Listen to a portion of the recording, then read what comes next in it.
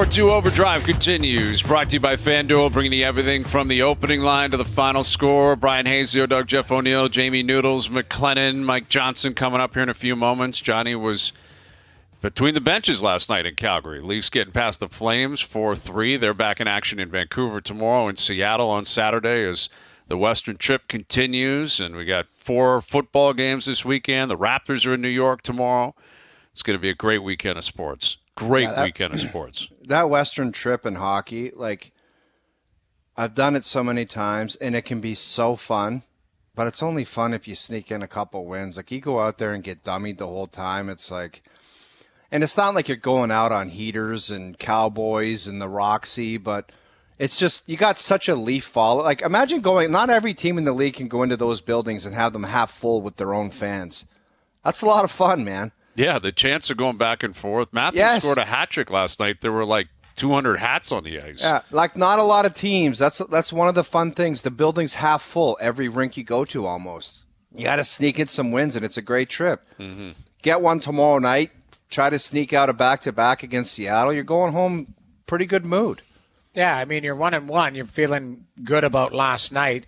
You got to continue it on. This is even though the Flames have played, if you're looking on paper, that was the one you probably should have got. Like, I mean, Calgary's been a very good team recently, but Edmonton, they've been a good team. Vancouver's been top of the league. They haven't lost 2 in a row all season long. It'll be fascinating how they stack up against Van tomorrow, because that top line, that Lotto line, they are disgusting right now. Yeah, they're good. They're doing anything. It seems like they get 3 points each every single night. Yeah, so, Vancouver's been the story of the country, I would suggest, this year. Now, Edmonton's throwing their hat in the ring now. Yeah, Winnipeg is just quietly doing it. I will say, watching the game last night and the game on Tuesday, I have had a bit of a change of opinion here. Where I've been an advocate for like an all-Canadian division, or find a way to get these teams playing against each other even more. And I think what makes it so special, in fact, I know what makes it so special, is that it only happens twice a year. Like, you only go out there if you're the Leafs once. And it's such a buildup where if it's more than that, it can become a little bit stale. It can water down. Like, you look at the Premiership, like the English Premiership, that you play every team twice. You play a home and away. So you know it. When United's playing Liverpool, it's massive. They played them 6 times. You're like, oh, yeah, I guess they got a back-to-back with Liverpool here. Dude, it's like the NFL. It's 17 games. That's it. And there's a build-up, and it's great. And the division, you play home and away against your division. And that's it. So the Cowboys are playing the Eagles twice. The Packers are playing the Bears. And I think, that might get lost if you – and it's not going to happen. They're not going to find a way to play more games. There's not going to be a Canadian division. The aerodynamics don't allow for it. They're too far apart, the time zones and the complications that come with that. But I think what makes it so great and so special is the fact that they only play them twice. And, coming the other way, it is amazing. When McDavid's here, you could feel it. You're like, this cat is in town. He's back home. It's go time tonight. If you got tickets, you're lucky, because if you miss him, he's gone. You're not going to see him again. Yeah. It is. I think that is something that makes it really, really cool. Like, even as a viewing experience, I look for the Western Canadian trip first. Like, when the schedule comes out, I'm like, when are the Leafs going out there? And I haven't been out there to watch them play, but I just enjoy it. I enjoy the week. I enjoy Vancouver Canucks fans will be fuming tomorrow when they walk in that building at 3:30 p.m. in the afternoon. That's honestly one of your little side favorites. You bring it up every year. Eastern troll job. You literally bring it up every year. Like, Vancouver's maybe the best team in the league. Every time they play the Canucks, you're like, sorry, 4:00 game. How do you guys like that? It's so stupid. You do it every year. And me and Noodles got to take the brunt of it. Wow. I just laugh. You guys are such jokes. You don't talk. Yeah. I'm not adjusting my Saturday night. I want my game at 7 p.m. Eastern time. I'm not adjusting my plans. I'm watching 2 games tomorrow night at least, and there'll be great games because they're following it up with that Battle of Alberta. That'll be a good game too. That's so right. You got Leafs in Vancouver, and then you've got a Battle of Alberta. Like that's some good viewing tomorrow night if you want to couch. Gets. And I'll jump on top of that, Noodles. Kickoff, I believe 8:30. Packers-Niners, which is beautiful because I can watch the Leaf game and transition right into the Packers. Are you concerned though? I think you might be nervous. Are you nervous? I'm nervous. Yeah. The Niners are a great team, and the Packers have not fared very well against them in the past, especially in the playoffs.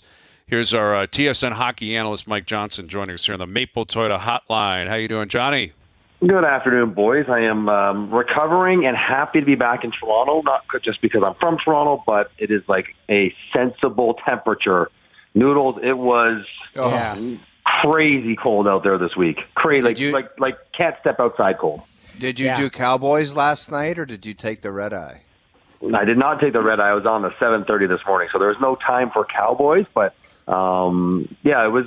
I just heard you guys talking about it. It's really fun. You played for the Leafs. Like, you know what it's like when you go out west. One of the best parts about playing for Toronto is that they travel like they do, and you go in the buildings and they're electric because half the building is cheering for you, half is for the home team. The home fans are irritated that you get so much support. It makes it a lot of fun. So it was a cool couple games out there, full of drama, both of them, and it was fun to do the games. But no time for Cowboys. Just me, good boy, sleep, and back to the plane. Yeah, you're a professional. I love it. And you were. You don't even have to go to Cowboys. There's a casino there. You can sit and have a beer in the middle. Like, that's what I usually do. Is you don't have to go into Cowboys. The drinking age is 18. You don't want to roll in there and look like an old creep. You just sit in the the casino and sit at a table or something. But yeah, I get it. Early flight. You didn't want to do that. And plus, it would have been a petting zoo for you in there. Former Leaf and. You and Gord going in there, you couldn't have been able to function. Exactly. Never know. Listen, you travel out west with Gord Miller, or really anywhere in the world, he is the main attraction. I am just sort of comfortably slide through his undertow because everyone always wants to talk to Gord. Yeah, he's a legend. I understand my cousin ran into you guys. Was he bothering you? Hey, or? Hang on. Give us the details of this critter. Come on, let's hear it. So, the cousin was nice, said hello, whatever, all good. But the best part is, Edmonton, we were walking indoors to try to stay out from the cold. And unfortunately, you go through some parts of the downtown that are a bit rugged, right? If people are down on their luck, gritty, whatever, people are having a hard time. So we're walking through, and you're kind of like head on a swivel because you're paying attention. It's not the nicest company, perhaps. And all of a sudden we hear out of nowhere, like we're in a mallish area, and like a loud yell, "Hayes is a fraud." Oh my God! It's traveling out west. You're kidding me. It travels well. I swear to God. I swear to God. On like I could not making this up. And Gord and I look like, what was that? And then you don't really want to look because you're not sure like the mental state of the person saying it. But you're like, did he just say? And there were some cops walking towards us. And we looked at them. They think, what did he just say? And I'm like, I think he said Hayes is a fraud. Yes, it was awesome. I'm like, wow, he's gone global. This guy. It's like a virus, man. That's not something I want to move beyond the borders of Toronto. I don't need it here. I get that more than how's it going. I love OverDrive. It's just it's like an acknowledgement. Guys pass by and he just says, "Hayes is a fraud, man," and I'm just like, "Hi, how are you? Have a good day." It's like a term of endearment. It really is. It is. I think it's a compliment, but yeah, that's wild. Yeah, my cousin Adam's out there. He was excited to see you guys, and it was a cool game last night. You were front and center. Before we get to what Matthews was doing, you were. I think a lot of people were interested in Sheldon Keefe and his interactions on the bench, and you were suggesting maybe you saw some stuff that you hadn't seen from him before. Like, take us through that last night. Right. So, like, in between the benches, I have my headphones on, but, you get a real sense. Noodles, you know what it's like down there. Like, you can almost feel the energy off the coaches, like when they're mad, when they're happy, when they're excited.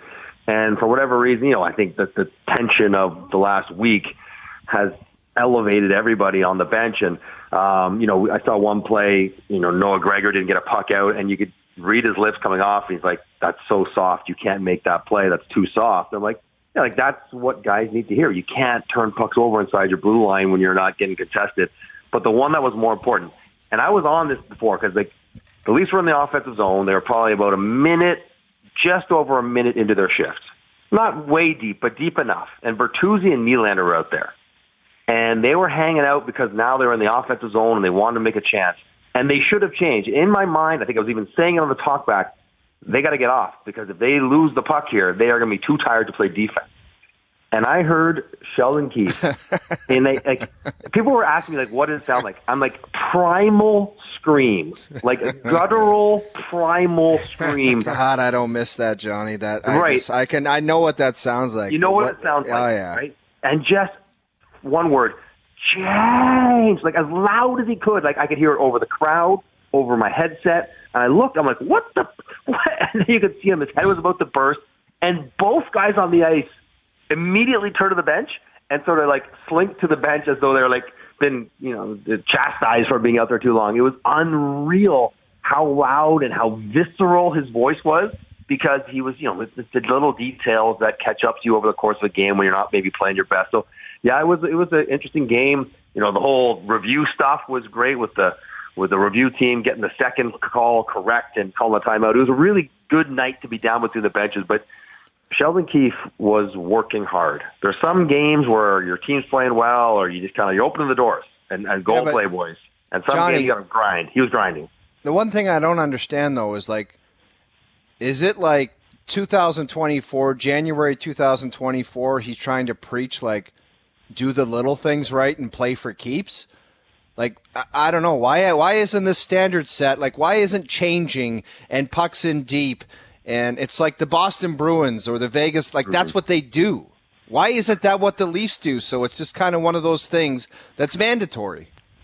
Yeah, well, so, how many too many men penalties? They practiced changes a month ago in practice, right? Because they had too many men penalties. I just think, I think it's naive to suggest that everyone's on razor's edge every game, right? The best players, sometimes they hang out an extra shift, and whether that's Brad Marchand or David Pastrnak or William Nylander, right? And I think what's happened with Toronto is that the margins of their team is such that they're not as good anymore that they can get away with little slides in focus or in discipline or in execution. And I think that's Sheldon cracking down, saying we can't stay out there too long. You know what I mean?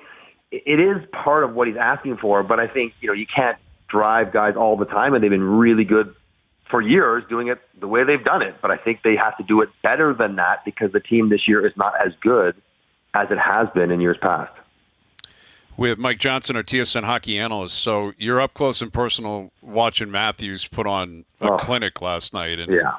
Like I said last hour, Johnny, what I found incredible about it is all three goals were incredibly unique. The first one's a highlight reel. The second one, I said, that's like a craftsman at work. And the third one's just a grinder. He's just battling for position. And that's a fourth line. I'm gonna win this battle and whack at it and hope it goes in. What was it like being 30, 40 feet away from it last night? Well, I think the first one, which was just gross, right? Dragging it through his feet and around people. Salvaged a period that was awful for Toronto. Mm-hmm. You thought, given everything at stake, that first period was not good. They didn't have the puck very much. They didn't have any. They had no chances the whole period until that one. And it was okay, we needed somebody to do something special. Now, fortunately, they have a few players that can do something special on their own. And the one-timer down by the bottom of the face-off circle, that's a Draisaitl spot, is now becoming a Matthews spot. Mark Masters talked about it during the broadcast that every day when you're around the team, you watch him every day at the end of morning skate or at the end of practice, he goes down there and he bombs about 30 pucks from that exact spot. And you can see why.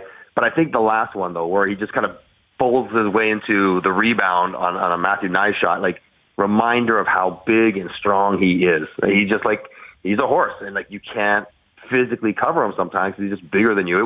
It was neat that, we talk about the release and his shot all the time, but you don't score, 37 goals now for 42 games.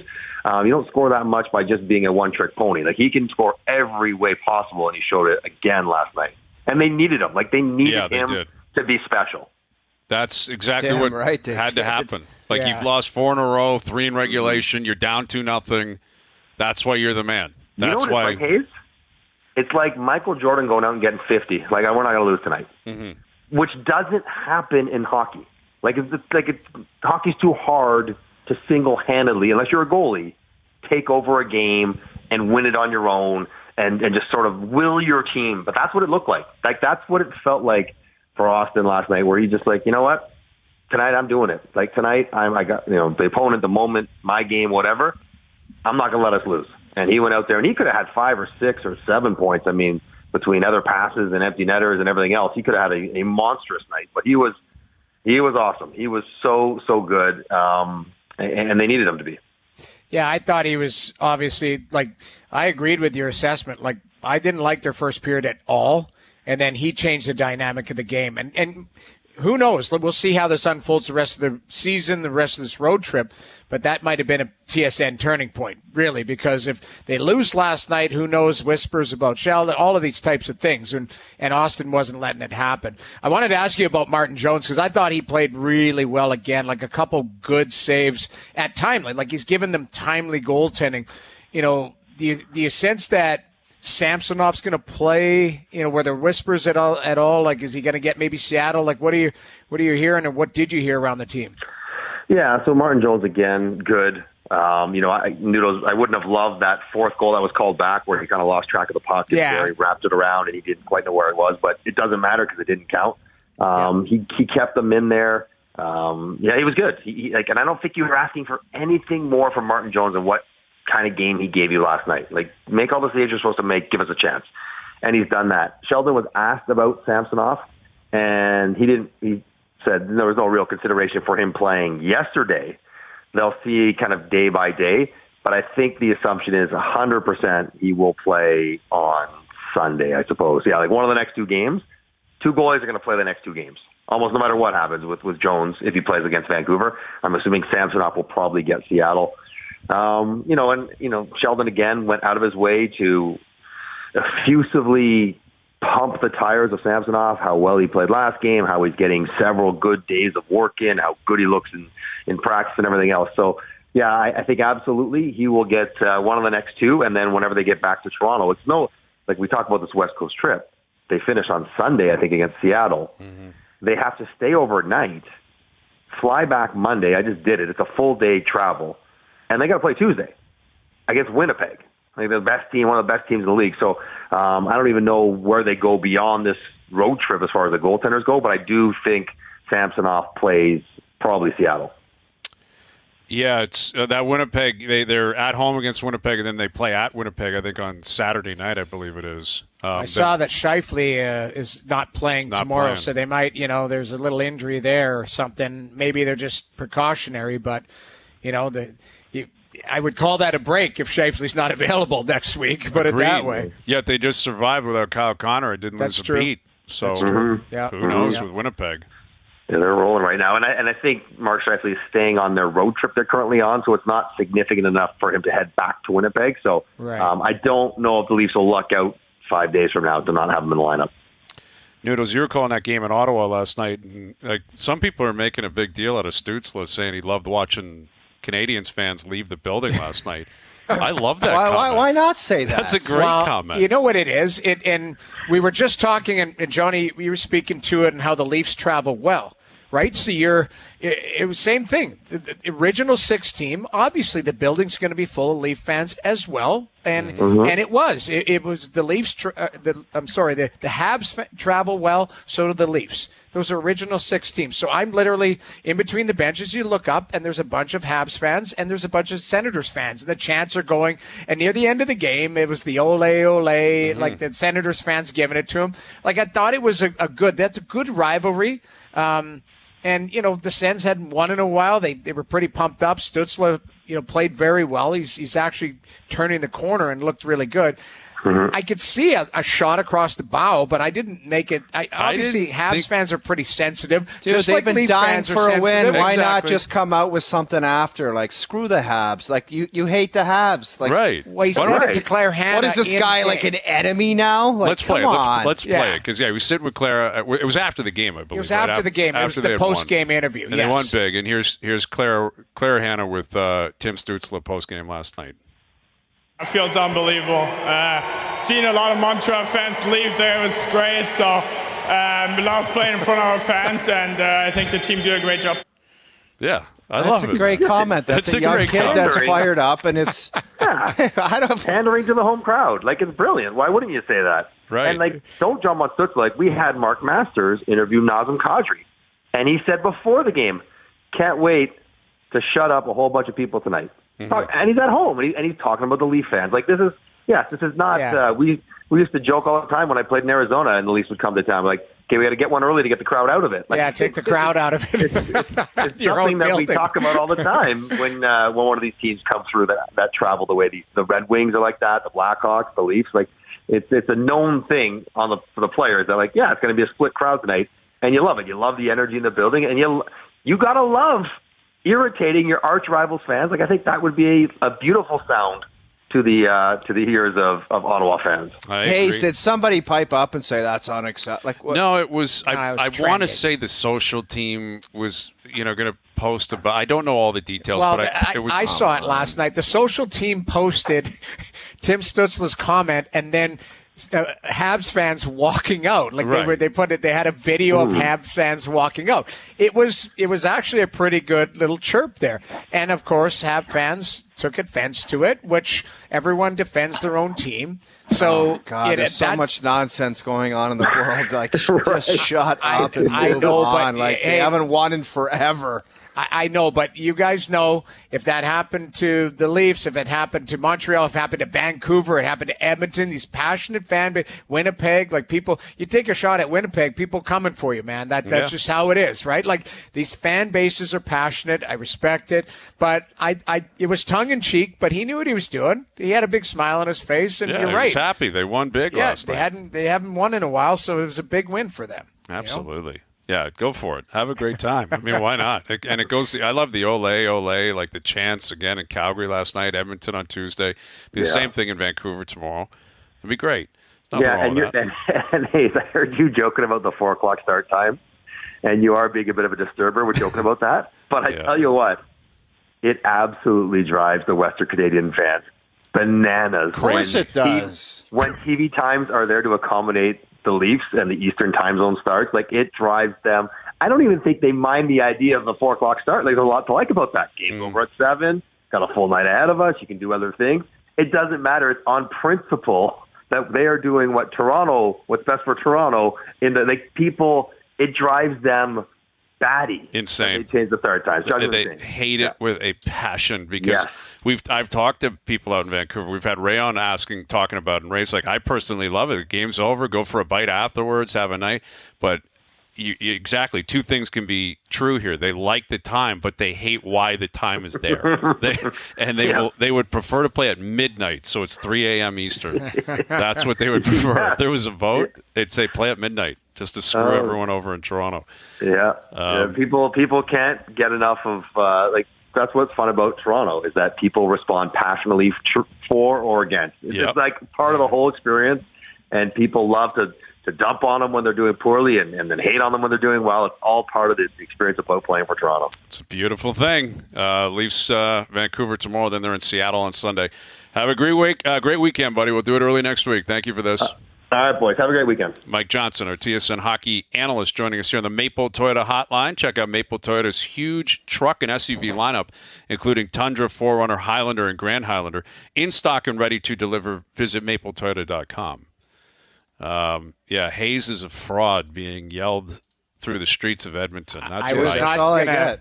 I didn't want to bring it up, but I'm not lying, and I swear on my kids' heads. Like, somebody yelled that in Calgary when I was there. When was that, January 9th or whatever? I was walking through that casino, and, like, instead of people just going Noodles or whatever, some guy yelled, Hayes is a fraud. And I was like, look. And he had a big smile. He kept walking. Of course, they're joking literally around. But it was, him and I knew what we were talking about. Nobody else. That's the best part is, because there's probably people that don't know the show there. And he spotted me and yelled that. So I don't know if that's like the latest, like, hey, Noodles, hey, or whatever, but that is the latest. That I wear it as a badge of honor, man. I do. I appreciate that because that means you're a true fan of the show. Yeah. And exactly. it's an inside joke that people that have been following would know about, among many other stupid things we've said and discovered over the years. Yeah. But I got no issue with that. I'm not fighting back on that one. All right, so Mark Schlereth just after 6 o'clock on the divisional round in the NFL. The Raptors are back in action tomorrow. We'll look ahead to that. Deer Hayes would be in about an hour. Overdrive continues. TSN 1050N on TSN 4. Mail-in Fridays brought to you by Boston Pizza, Canada's favorite sports bar this January at Boston Pizza. Get delicious mouth-watering pastas starting at $11.99 every single day. Enjoy the pastas you love at prices you just can't miss. Hustle into your local BP tonight. The definition of a Boston Pizza weekend this weekend. Time. Football, hockey, basketball. Like tomorrow night, you got Leafs Vancouver, you got the Raptors at the Garden playing the Knicks, and then you got Packers-Niners coming off the Houston-Baltimore game.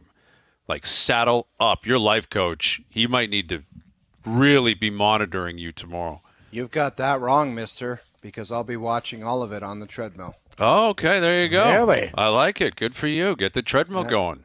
Perfect. Dude, it's a new life. You can't just lie on the couch while you're, like, you got to just get a walk? little...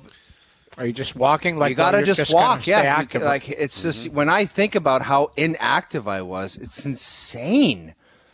Like, Yeah. a couch movement from 9 a.m. till the time you go to bed, only getting up to eat, that is a tough gig. It's like you're almost in prison. Like, it's like, Dude, it is. you're really living a lifestyle that's not You go, far off. Go down to chow. You gotta Get an hour in the yard. No. Go out in the yard for an hour. When I was living in Carolina, I told the cleaning lady I only lie on that couch and I go up to my bed. That's the only place you have to. It's like a path. So like, why did you need to She'd have to hose that well, because she'd have to hose that area down. Tidy. Yeah. You got to have it tidy, man. Right. You got a reputation to It was uphold. basically, she was going into she was like a zookeeper going into a cage. Like this animal's been over here and over here. That's it. No, it was a path. It was like like it just wore out the path tread, upstairs. yeah. It's always it. funny seeing athletes, like what athletes are willing to do. You know, like if, again, you always say this, if you're playing in St. Louis, Minnesota, Carolina, Hartford, or whatever, you're there to work and then you're going home. Like when it's over, you're leaving and you're going home. And you see pictures of, like, especially young guys in the league, NHL, NFL, whatever, and they basically have like a couch, a TV, and a bed. And that's it. I had a beautiful house, and I never showered in the shower in my house for 3 years.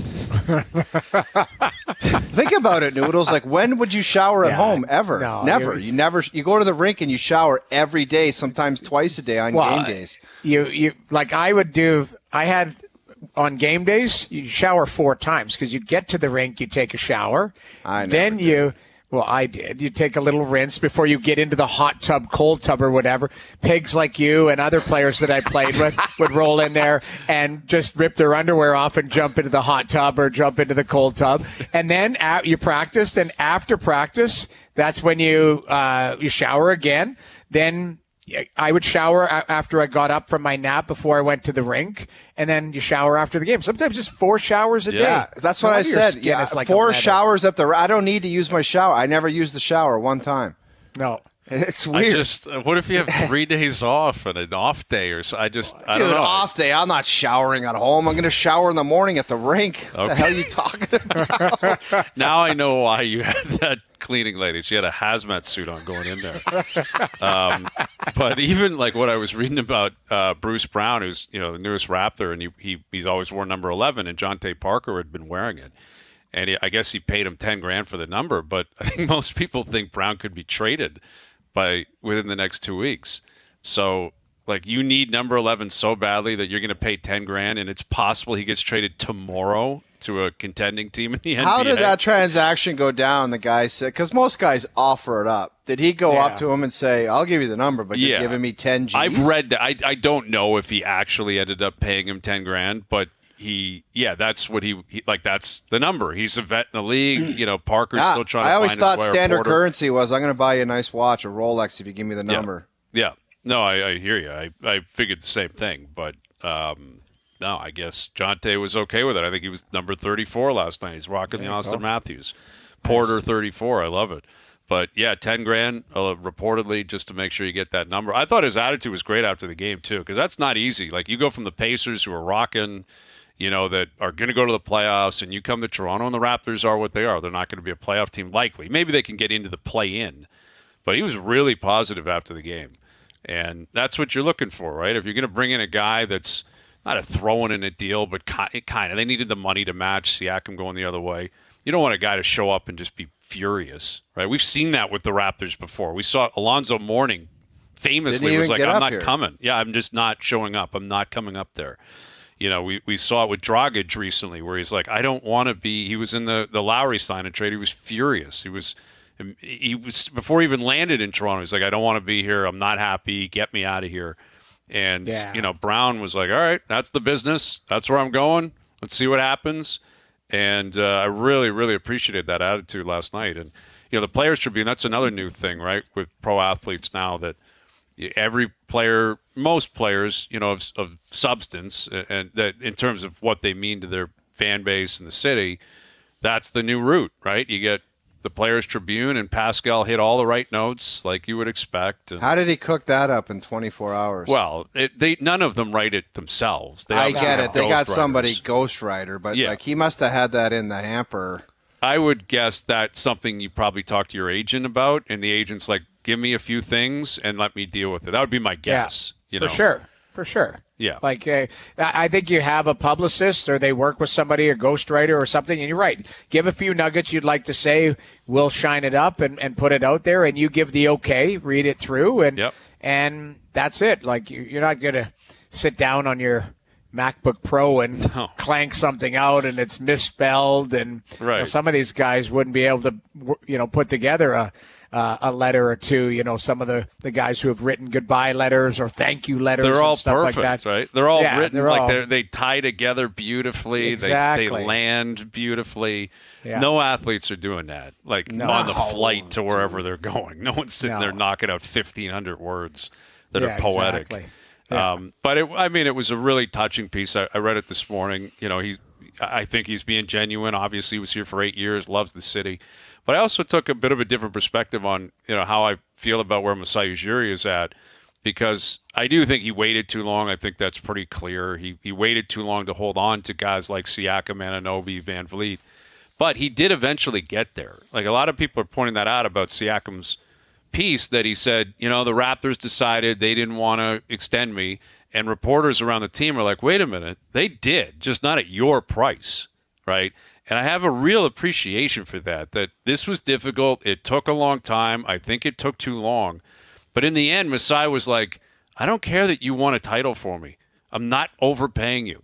Like, he could have given a max to Siakam. He didn't. He could have matched. I wouldn't either, man. I'm not paying. I don't want to pay him that. But that's what I'm saying is I really appreciate. Like, some people are challenging Masai, like, has he lost his killer instinct? Has he lost his touch? I don't think so. Like, because he still went into meetings with Fred VanVleet, a guy he wanted to bring back, and he basically shook his hand and said, congratulations, I'm not paying you that. See you later. Yeah. And Siakam, who he loves, he's got a great connection to, clearly, because of their history, their past, what they've both represented to this team. Some organizations would have said, exactly. Mementos, I'm keeping all these guys around at whatever money they want, and you got a garbage team of aging guys that don't get it done, and it's a mess. Right. Exactly. That's why I think if you're a Raptor fan today, or if you're within that organization, you're looking at Masai and saying, all right, this guy's still willing to do the dirty work if he has to. Because it would have better late than never. Better late than never, and it would have been easy for him to just say, screw it, give Siakam whatever. He'll help us win. Chances are we make the playoffs with him. He's the carryover from the championship team. Everyone loves him. Just give it to him. And instead, he just eventually was like, I'm not doing that. I'm not paying you what you're asking for, and you're not going to be a part of the program. And that's tough. Like, that can be tough. And I think Masai, he proved that he's still willing to do whatever he feels he has to get this team in a better position to win. It's not about sentimental value. It's about trying to win. Well, let's see what he does with that currency type of thing. Like, they got some work to be done there. Like, for sure. They are what they are. Listen, they're going to lose. It's not a ton of work, Noodles. Like, we're talking 3 to 4 years down the road now. You do have to bring in some it's going to be a revolving door of veteran guys to try to support. Mm-hmm. and you're just looking to get to a certain place and hopefully hit a home run in a trade somewhere a couple of years down the road. That's exactly it. Like, they're into the second half as of last night. That was their 42nd game. It's, they still got a lot of games left. You got 40 games left to play this season. I think they'll trade another piece or two between now and the deadline. And yeah, you're hoping that you can start, moving up. Like, he's not planning, Messiah and company not planning on bottoming out and being awful for 5 years, but you make a bad move or two now, you will end up there. Like, that's what this really is pivotal now, because the next time you spend money, next time you made a trade, you got to make sure it works, because you've got a thin margin for error when you're starting with young guys and not a ton of talent. Scotty Barnes is a big talent, clearly. Barrett's been great. RJ Barrett's been outstanding since he showed up. But, they got a lot of heavy lifting. There's no questioning that. All right, Mark Schlereth in about 25 minutes. Dear Hazy B still to come as well. This is really cool. TSN 1050's Phoenix golf correspondent is your chance to be our unofficial field reporter at the grittiest sports party of the year. Starting Monday, listen to First Up every weekday for your unique keyword. If you hear it, be sure to listen to OverDrive that same day. When you hear the cue to call, the first caller through with the correct keyword qualifies for the grand prize draw. So the grand prize draw includes a 4-night trip for two to Arizona, 2 tickets to the closing weekend of the Waste Management Open, and $500 spending cash. Wow, love it. We love that, absolutely. Full contest details available at tsn1050.ca. Now we're talking. That is a giveaway. That's a great tournament, and we're starting to get there. We should be on site. We should be on site. I think we're going. Ideal. Aren't we going? I thought we were going. We're going there? I don't believe we're going. Unless we're winning this contest, I'm not aware of us going. Well, I'd like to go. Maybe that would be great. We start a GoFundMe. The 3 of us will go. That would be awesome. That would be phenomenal. Yeah, maybe we get a caddy, O's caddy, and we all get down there and we make it work. But that'd be great. You got the American Express this week. Next week, I think they're at Torrey, aren't they? Isn't it the AT&T next week? And then you got Pebble coming up, Waste Management. You got Riv right around the corner. Tiger will be back in action in a month. It's pretty good golf right now.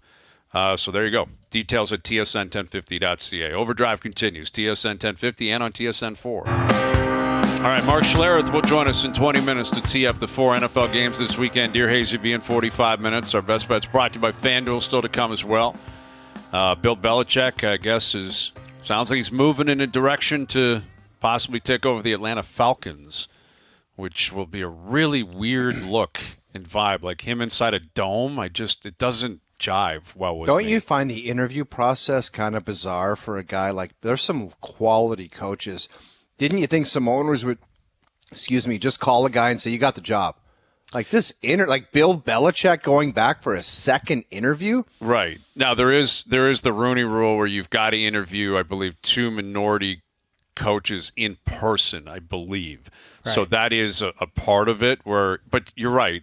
This is the issue with that rule, is that if Belichick is going to get it, if he wants it, he's got it. Like, that's just the way it goes. Like, if he wants that job in Atlanta, can you imagine they turn him down? It's the Atlanta Falcons we're talking about here. Like, I just thought the idea of all these great coaches, they would be scooped up almost quickly, where it's like this process. I'm like, come on, man. Right. And I guess Antonio Pierce, I believe it's been announced officially, like he's staying on in Vegas. Gerard Mayo could step right in because he was already on the staff, and I think he had a clause in his contract in New England. But yeah, there's still jobs available, a lot of jobs available. And, we don't know what's going to happen in Philly. As of now, Nick Sirianni is still the coach. Mike McCarthy, he got the vote of confidence. He's coming back. He'll be back in Dallas. Do you like that move, or do you think they should, is that just the definition of insanity again for Dallas? I think so, but I'm not surprised by Noodles, because Jerry Jones, he and McCarthy coexist well, and Jones can still be the guy who runs the show and does his interviews and his press conferences, and McCarthy's cool with it. So I think that's a big part of it, is Jerry Jones wants to make sure that he's still the center of attention. And if he finds something he's comfortable with, and winning 12 games and getting to the playoffs, he's cool with it. He signed off on it. And McCarthy's a good coach, but it's been ugly down the stretch. It was ugly. That playoff game, they got roasted. Yeah, that's roasted. Tough. Like, you don't you think a storied franchise like that, they get roasted? Don't you think, like, We talk about it all the time, like major overhaul. Like Noodles, they did it with the last guy too. Jason Garrett seemed like he stuck around there for 10,000 lives. That's yeah, true. They wouldn't fire him, man. Now he's doing stuff with NBC. He's in the booth sometimes. He's doing panel work. Jason Garrett. That's the magnitude of that job, though. You're the head coach of the Cowboys. You're famous forever. You are famous forever if you're in the spotlight that much for years, the way that Jason Garrett is. We haven't discussed the updated, the Clippers Stadium that's coming. I think is it Inuit Stadium, I think it's called. And I believe it opens next year. And Steve Ballmer, we know he's a lunatic. He's always yelling about the amount of bathrooms they're going to be. And I guess they're trying to establish a zone. They're calling it the Wall that is exclusive to Clipper fans and only Clipper fans. It's Clipper fans segregated from everyone else. What is it though? A bar? The Intuit Dome is what it's called. I believe it's 53 or 55 rows of seats that are uninterrupted. So it's just straight behind a basket, and there's no corridors, there's nothing, and it's just basically that's the fan section that Clipper fans are going to own, and they're trying to do what they can to make sure that no other fan gets a seat in there, and I can't wait for this. You know that's going to go south. Exactly. You know that's going to go south. Somebody from the Lakers, a big fan who's got nothing but money, is going to buy a seat there, and then challenge the man and wear his Lakers jersey. How are you going to check that out, Hayes? How do they know that it's only going to be Clip fans? Are you stupid? That's why I'm so excited for it, because it's going to be a disaster. Here's my credit card. Are you sure you're a Clip fan? Yes, I am. Okay, done. Yeah, right. But what if he sells the tickets that day to Noodles, what if he's just not a Clippers fan? It's the dumbest thing I've ever heard in my life. Well, let me read this. Okay, so this is what they're trying to do. 51 uninterrupted rows of fans. You cannot cheer for the opposing team. Again, what are we in? Where are we? Communists? You cannot cheer for opposing teams. Cannot wear opponent gear. Tickets can only be resold in Clippers marketplace. But what is going to happen is some guy's going to walk in there with a Lakers shirt underneath a Clippers shirt. And he's going to get in there, and he's going to have a Clippers hat on and a Clippers shirt, and the ball is going to tip off, and he's going to rip it off, throw it into the air, and start basically poking the bear and trolling people. And what are they going to do? Send security in there to drag someone out? He's going to get the Charles Oakley. I'm telling you, it'll be something weird like that. But, let's go a step further. Jack Nicholson wants to go to the game, or, Leonardo DiCaprio wants to show up. I want to sit over there. No, can't. You're not. That's why you got to have people around you. When you bring up that dumb idea, someone just says, "That's stupid. We're not doing that." That's just stupid. Or you know what though? This is ingenious. Is this bad press? It doesn't matter. Any type of press is good press. Technically, we're talking about it. Now, I can't wait to watch. I want to see what wall. The hell. I want to see the wall. This is whether you like it or not. It's going to be a polarizing thing. All eyes are going to be on it going, and there's going to be a person who goes against the grain and is going to have a different jersey on, and you see how they react. What are they going to do to the guy that doesn't cheer for the Clips? I would love to tase him and drag him right out of there. Obviously, that's not going to happen. I'm joking, but what are they going to do? I would love to see something crazy happen. But that's the thing. What are you possibly going to do? You're in the United States of America. Yes. It's not. I kind of appreciate the concept, and I don't even think it's about getting people buzzing around the country. I think it's playing to your crowd. Clipper fans love it. Clippers fans, they have an inferiority complex, right? They live under the shadow of the Lakers, and they haven't won anything forever, and here they go. They got Steve Ballmer, one of the richest guys in the world, who's building this by himself so that they can have their own stadium, and yet it's that should be enough. You're building a new stadium specifically for the Clippers. You're out of there. You don't have to share crypto.com anymore with the Lakers. You have your own spot. Why do you need within it? It speaks to such an insecurity that they know Laker fans are going to show up and Warrior fans are going to show up and others. You got that iconic logo right across the street or right in the same town. That's what you're going to get, man. Yeah. But it's happening, happening, man. You don't think the Mets have always had a little bit of that, regardless of any success they had? Of course. The Yankees are around. That's what happens. Can you imagine, like, again, at Citi Field in New York, it's like, sorry, the bleachers are only for Mets fans. Like, you're asking to get goofed on. Like, yeah, I think they think they're doing themselves a favor with this. Like, this is a cool idea. It's a fan. It's like, guys, it's your own building. Like, this would be cool if it was on the road. You established an agreement that when you play somewhere else, you have a fan section like they do in Europe with soccer. Right? Where it's how many years have they been talking about, Hayes, with another team in Toronto, NHL? Do you know how long it would take that team to get any traction against the Maple Leaf logo? Well, they'd never be able to catch it. Never. It's not about catching it. It's unless they did one thing. If they won a Stanley Cup? Exactly. Man, what a scene that would be. What would that parade? There'd be Leaf fans probably would show up and just say, I'm going to take this in. I've always been a fan of that team. I want to see what it's like. I got to be a part of that. It's crazy. All right, final hour coming up. Mark Schlereth will join us. Dear Hazy B coming up as well. OverDrive continues. TSN 1050 and on the TSN app.